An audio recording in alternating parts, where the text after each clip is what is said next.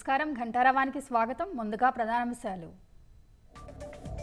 దేశవ్యాప్తంగా ఘనంగా గణతంత్ర వేడుకలు. ఢిల్లీ కర్తవ్య పథ్ వద్ద జాతీయ పతాకం ఆవిష్కరించిన రాష్ట్రపతి.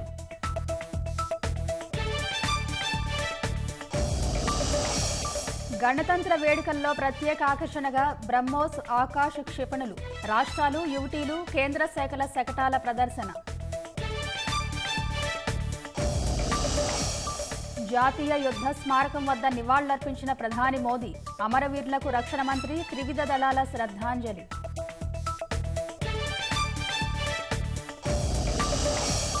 రాష్ట్ర వ్యాప్తంగా ఘనంగా గణతంత్ర దినోత్సవాలు. విజయవాడ మున్సిపల్ మైదానంలో జెండా ఆవిష్కరించిన గవర్నర్.